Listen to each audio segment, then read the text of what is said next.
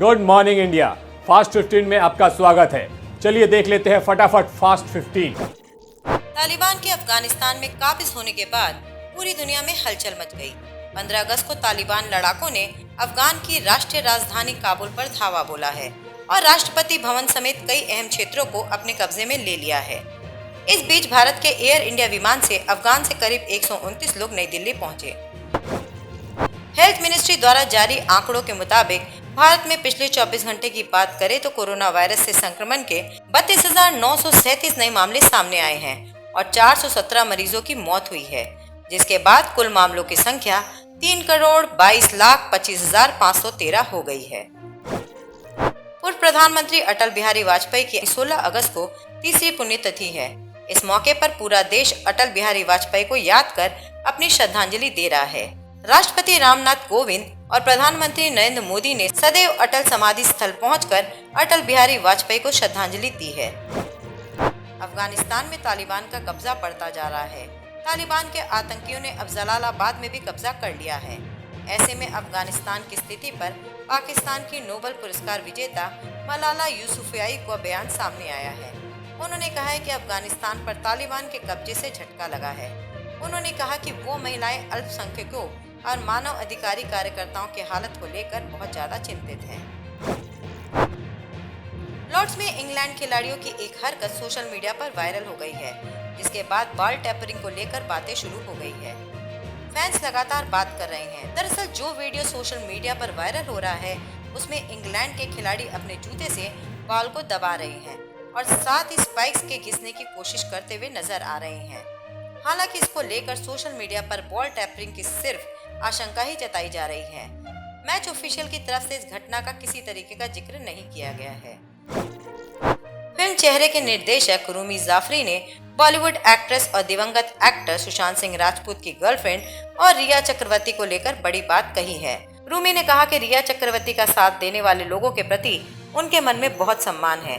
उन्होंने कहा कि रिया चक्रवर्ती ने बीते एक साल में जितनी तकलीफें सही है उसे महसूस करना कठिन है। उन्होंने कहा कि यदि फिल्म पिछले साल कोरोना महामारी के दौरान रिलीज होती तो शायद ज्यादा नहीं चल पाती। धोनी ने क्रिकेट के मैदान में कुछ ऐसे काम किए हैं जिससे वो अपने फैंस के बीच काफी पॉपुलर रहे हैं। उनके फैंस उन पर जान छिड़कते हैं। धोनी का एक ऐसा ही फैन हरियाणा में अपने गांव से रांची तक उनसे मिलने के लिए पैदल ही निकल पड़ा। उसने 29 जुलाई को ये सफर शुरू किया था और 16 दिन के बाद करीब 1400 किलोमीटर का सफर तय किया है।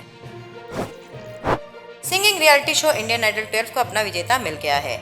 इस सीजन में जीत का खिताब उत्तराखंड के रहने वाले पवनदीप राजन ने अपने नाम कर लिया है।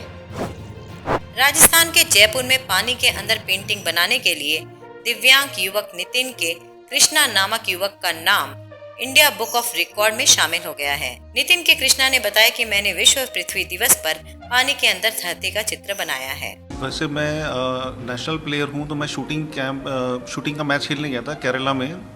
तो वहाँ मुझे मौका मिला स्कूबा डाइविंग करने का। तो मैंने वहाँ सोचा, मैंने कहा क्यों ना मैं स्कूबा के अंदर, पानी के अंदर जाके पेंटिंग बनाऊँ। मेरे मन में जस्ट एक थॉट आया और मैंने उसको एक बार ट्राई किया। तो मुझे लगा कि मुझे पता चला कि मतलब ऐसा इंडिया में अभी तक किसी ने नहीं किया और ये पहली बार मैंने किया है।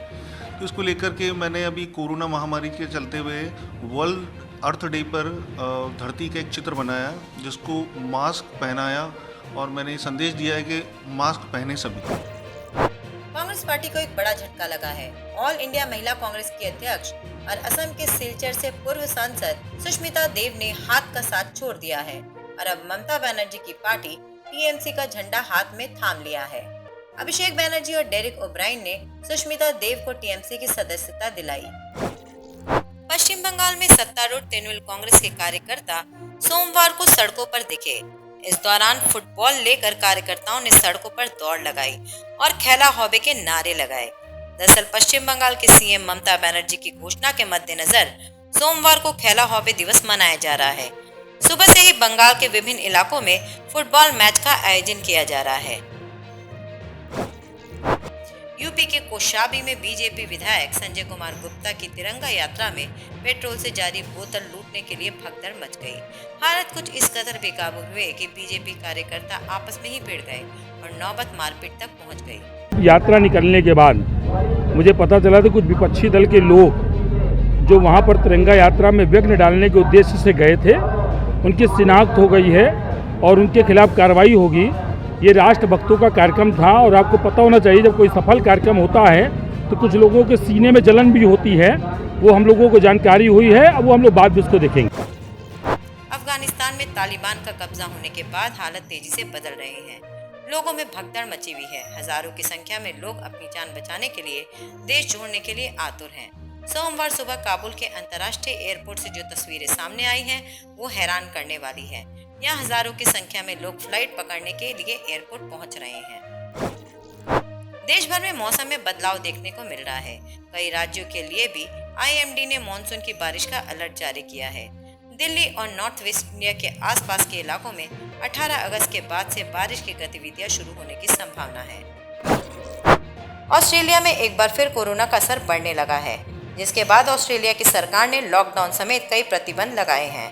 कोरोना के बढ़ते केसों को देखते हुए शनिवार को प्रशासन की ओर से साफ कर दिया गया है कि जो भी कोरोना प्रोटोकॉल का उल्लंघन करेगा उसे भारी जुर्माना देना होगा। आज के फास्ट 15 में इतना ही। कल फिर होगी आपसे मुलाकात।